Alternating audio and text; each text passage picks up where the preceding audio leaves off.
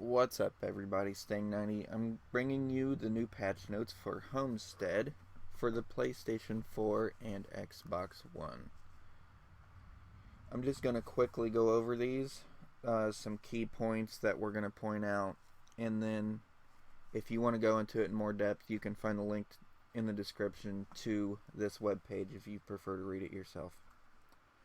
So first of all, we're welcoming Homestead and featuring new player houses, 39 uniquely themed homes, and over 2,000 individual decorative and furniture options, plus furnish crafting. Holy shit, I can't talk today. So we're going to scroll down here and read through some things. Homestead basics, except for your first entry level room, which is free after completing a short quest. All of the initially available homes or inns from other alliances can be purchased with in-game gold or crowns. Now, I'm sure most of you have seen the prices of them by now, but they're pretty high for gold and real money too. Like the big mansions are, if you were to pay for it with crown money, which would probably equal out to about $80 in real life. I don't know about you, but I don't have that kind of money. I mean, I've already got money on the game. Anyways, we got 3 total in-rooms, 3 apartments, 10 small homes, 10 medium homes, 10 large homes, and 3 manors. These all range from anywhere from like 3,000 gold up to 4 million. Home ownership is tracked in the new housing tab of the collections window. All of the 36 apartment homes and manors can be purchased with either gold, as long as you have the achievement. Now, there's also achievements tied to these. So if you do not have the achievement unlocked, but you have the gold, you still have to accomplish the achievement, which most of them aren't really too hard of achievements. They just involve completing your quest. You can acquire a home by purchasing it from the collections tab. You can travel to it from your map also. That's basically what all that's saying. You can preview it, and then you can select to purchase it if you choose to. Now, the housing editor, which I've played around with quite a bit, it's actually really easy to use. You can search for anything that you want. They got a nice little search function, so I'm glad that they added that in there. Now, furnishings, they're pretty expensive, even if you use gold or crowns. So, after you enter home, you can enter the housing editor and start place furniture you want plates. A furnishing is removed from your inventory or bank, and it's stored in the house, counting towards the maximum number of items you can place inside your home. You can place each object at any location at any angle. The only limitation beyond furnishing caps is there is a small safe area near the main entrance. Cannot be filled with items. That way people can get in your damn door. Now, certain furnishings such as chairs and crafting stations may not be usable if placed at an unusual location or orientation. So basically it has to highlight green to be usable. And I noticed this when I put the target skeleton down and I couldn't use it. I was confused because I had it placed, it was yellow. Specialty furnishings, assistance, light sources, seatings. You can place all this. Target skeletons, which is awesome. We've been waiting for this for a long time. To learn to craft a target skeleton, you can purchase the plan from Rolls, whatever the fuck dude's name is, Mastercraft meter in each alliance, in exchange for RIT vouchers, which you get from Master Writs, which I think we'll be going over down here. Crafting a target skeleton requires 1 or more anima stones in addition to a variety of other ingredients. The anima stone is a new crafting material that is also unavailable in exchange for RIT vouchers. Shortly after defeated, the target skeleton will reform itself automatically. After fighting a target skeleton, you will get a report in your chat log that indicates your damage per second, as well as the length of the fight. So, when you're attacking this, over in the side of your little chat window, it will tell you what your DPS is based on the time and the damage, or the health of the skeleton. Guild reprints. Standard crafting stations can be purchased. The Mastercraft dude, which is in your alliance's capital, like if Ebonheart Pact, you're in Mournhold or Grotwood for Dominion, so on and so on. Mutable crafting stations can be purchased from the dude in exchange for writ vouchers. Once attuned, the station can be placed as a furnishing in your home, and it can be used by you and your guest, whoever you allow inside your house. There's a variety of unique objects, from dark anchor pinions that open and close to decoy Elder Scrolls that swap between offensive and defensive visual effects with their own interactions. As time goes on, expect us to expand it. Home furnishings can be found from a number of sources. You can craft your own luxury furniture. A new NPC can be found in the Hollow City within Cold Harbor over the weekend and has a cycling inventory. So we can go to, similar to the masked salesperson there in Cyrodiil. Over there in Cold Harbor, there will be a NPC that sells luxury furnishing crafting. And he is inside Ciro's General Food and General Goods over the weekends. Home good furnishings. These merchants can be found throughout Tamriel and each alliance's main city, as I stated previously. Undone and Bust, beginning with Homestead, the final boss of each veteran dungeon, trial, or arena, will drop the collectible bronze bust of the iconic monster from that piece of content. So, basically, if you kill the veteran boss of that dungeon, you'll get a little bronze trophy of their head. Though rare, you may catch aquatic themed decorations while fishing at a fishing hole. Well, this is cool. I guess it's something a bigger incentive to go fishing, because I still need to complete that, as do a lot of people. You can now craft furnishings for yourself, your friends, and you can sell them. Woodworking blueprints primarily use heartwood. Blacksmithing primarily use regulus from ore nodes. Clothing. Okay, so plans can be found in containers across the world, purchased from certain merchants and dropped for monsters.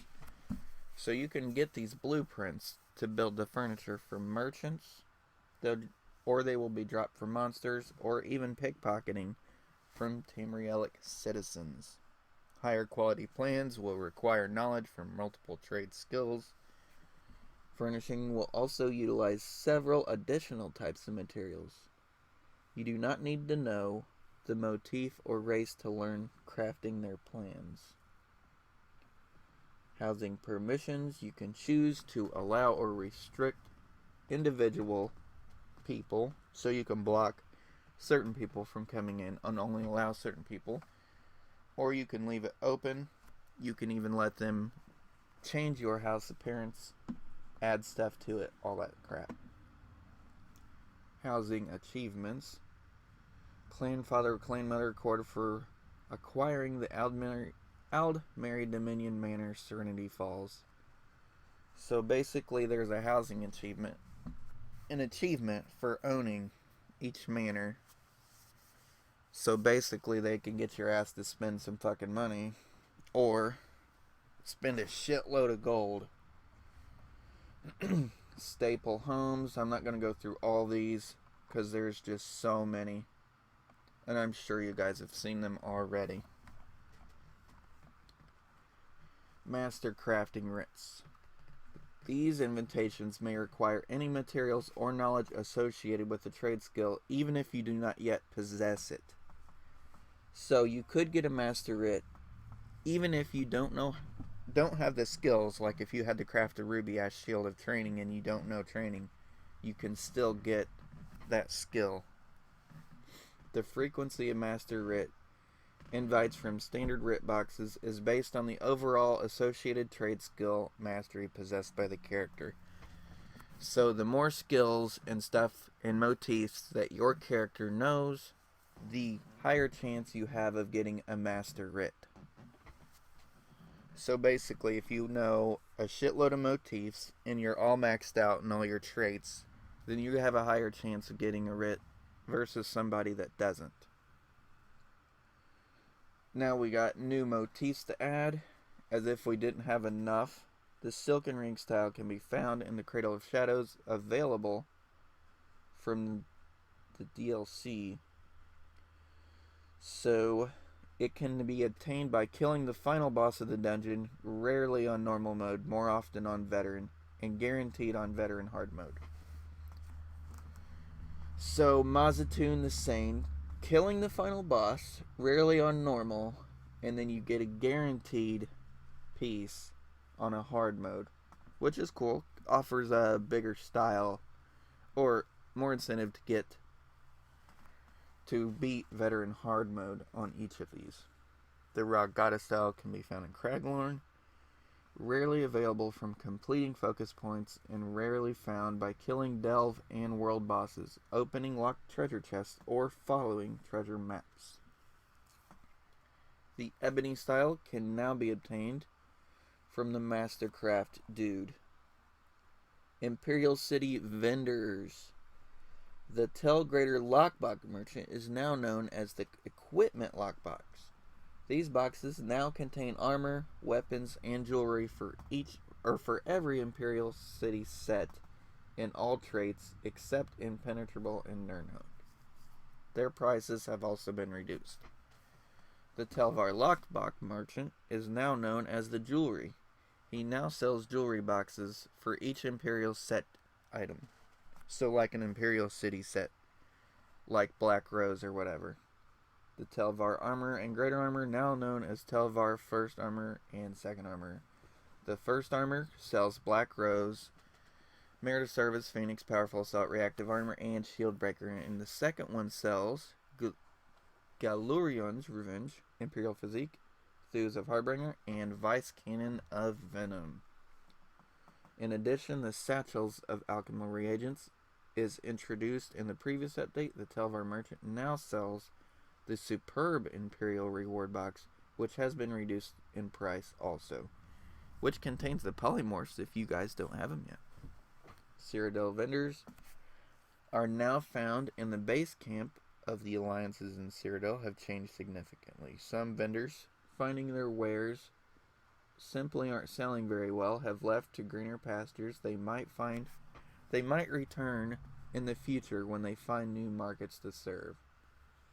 Each zone zone bags. Zone bags offer a random item from a random set otherwise found in that zone. For instance, the unknown Alakir item container might contain an item from Robes of the Wither Hand.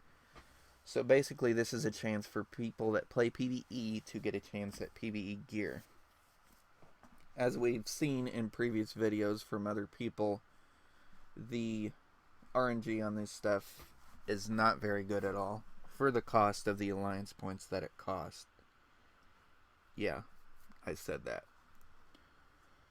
Alright, these vendors found in the capturable towns have had their wares slightly modified. The boxes now list which items are available inside them, and they have been reduced by 75%. That's nice, because I was just talking about how much shit it cost. So anyways, the Armor of Truth, Barkskin Crusader, Durok's Mane, Skill, Prayer Shawl, Robes of Onslaught, Sergeant's Mail, and Twin Sisters are now available from the towns that you can capture from vendors. The quest will now reward AP for completion, which is alliance points, and reward container that represents the town's wares when captured. So if the town sells that certain item, you have a chance of getting that box. Dungeon ready check. We have updated this. When your group is ready, you will no longer immediately be put in group. Instead, all 4 members of the group will have to verify they are ready. This is nice because I've been in my bank selling shit before and it automatically transports me, or you're in the middle of the last boss in the Maelstrom Arena or some shit. Once everyone says they're ready, the group will form and be sent to the dungeon. If someone declines or times out, they will be removed, and the other 3 members will be placed at the front of the queue. We have increased our champion point cap by 39. That's 13 points in the red, blue, and green, for a total cap of 600. So if you don't have that, they've also adjusted the new cap, so earlier champion points will require less experience. So the campaigns Children and Thornblade on the PS4 of North American server and Scourge on the European server will be closing. So if you're assigned to those, go ahead and get out. The Apprentice, Arcane Well, fixed and ensures champion ability when interfere with Sacrament Quest.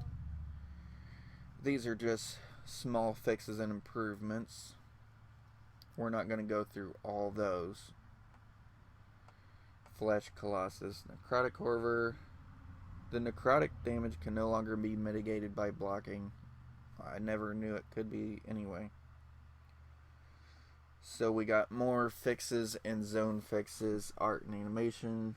Khajiit eyelids will no longer become distorted when using the assassin's personality. It's little shit like this that I don't even notice sometimes. The Colossus will no longer be vulnerable to crowd control abilities before combat begins. It's all these little shit that I've never even noticed before. Fixed an issue where Nahari would not respawn as a follower if your character died. Alright, so in general, on the Alliance War, they have increased AP ticks for each thing. You can now properly dye the hood and fur hood obtained from the New Life Festival. NPCs will now hold the broom properly while sweeping. I have noticed that because everybody kills that bitch over and over during Deshaun. Fixed the number of audio, including the barking dog that wouldn't shut the fuck up. Adjusted the area of effect damage thresholds. The new thresholds are as follows. So 6 targets, 100% of damage will be taken with all secondary effects applied. So if there's 7 to 24 targets, 75% damage taken with no secondary effects applied. Formerly 50% damage taken. So they've increased the damage by 25%, which is awesome that we've increased the AoE caps. 50% damage taken. So targets 25 to 60, 50% damage taken with no secondary effects applied, formerly 25%. The goal of these changes is to decrease the effectiveness of players grouping into tight groups in order to spread out damage, while at the same time making sure that AoE abilities are not too powerful. Reduce the amount of time required to exit combat with another player character up to 6 seconds without performing hostile actions from 30. This is awesome because when you couldn't freaking get in your inventory or mail or whatever you needed to do. Developer comments. Since many frost abilities snared the target, chilled status effect was redundant. This change also helps focus more toward the defensive option. The elemental effect concussed now applies minor vulnerability to enemies instead of minor maim. We've added more personality to different staff types to make them feel like different weapons. The focus of fire staffs is high single target damage, lightning is AoE, and frost staff is defense. Attempting to light attack while you are mounted will now dismount you. Increase the duration of crowd control immunity buff granted after a crowd control expires. Which, back to this, I did accidentally attack a guard because I used my light attack to dismount, and that resulted in a big ass bounty. Fix numerous ability tooltips for grammar, spelling, and formatting. Any significant tooltip revisions will be called out specifically. We just got some random fixes here, buffs and debuffs. Created a new debuff category, Minor Magicka Steel. This debuff is applied to enemies and restores a flat value of Magicka to the attacker every second. So 400 Magicka every second at CP 160. This change is aimed at getting players to pay more attention to their resource pools and use abilities in a more strategic way. This is the first fix for high-level players having lots of resources, and we'll continue to evaluate this issue.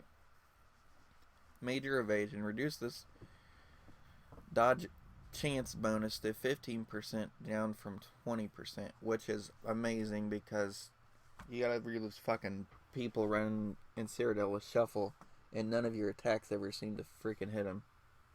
Major Force. The buff category critical damage bonus is now an additive bonus instead of multiplicative one, consisting with all other critical damage bonus, but its value has been reduced to 15% crit damage, down to compensate from 30%. Total critical damage from this buff remains unchanged. So it seems like Trap Beast is going to take a big hit, and, you know, all that other bullshit. Now we got class-specific changes. So I'm not going to go into too much in detail. You can read that if you prefer to. We got Dragon Knight, Nightblades, increasing cost of stuff as usual.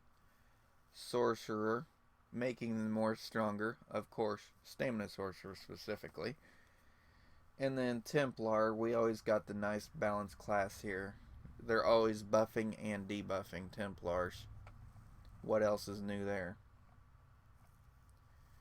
And then weapons. Adjusted the order of abilities. They're always fucking with weapons, ultimates, classes, all this bullshit. Heavy arming. This passive now increases the amount of resources your heavy attacks restore. Wrath. The passive now increases your weapon and spell damage for each stack down, but it now stacks up to 20 times. So they decreased the value, but increased the times it can stack. Soul Magic. Soul Strike removed 350 milliseconds of empty channeling time without another tick of damage occurring. The total damage dealt with these abilities remains unchanged. Clouding Swarm, you can now teleport with it, which is cool. Rousing Roar, increased the duration. And then we got guild specific skills that are changed. Monster abilities. More bullshit. I will let you read over if you prefer to. Crafting. Crafters rejoice. If you have access to the craft bag from ESO Plus, you can now deconstruct items and refine materials even when your inventory is full. Yay! The cooking fire near Avea can now be used when you are not surrounded by Daedra. It's much safer and easier this way. Cool. We got alchemy fixes, provisioning, survey reports, prevented an error from enchanting alchemy survey reports from being distributed properly. And of course, Crown Store fixes, which I don't really give a shit about because I don't have the money to be spending in that. You know what I mean? Dungeons. More dungeon fixes. Once again, I will not go through all of that bullshit. So it looks like we're going to pretty much be wrapped up there. General UI fixes. Anyways, as I said in the beginning, I'm going to leave a link to this down in the description below if you choose to read it yourself or go over something that I didn't. As always, thank you guys so much for watching, and we'll see you in the next video. Peace out.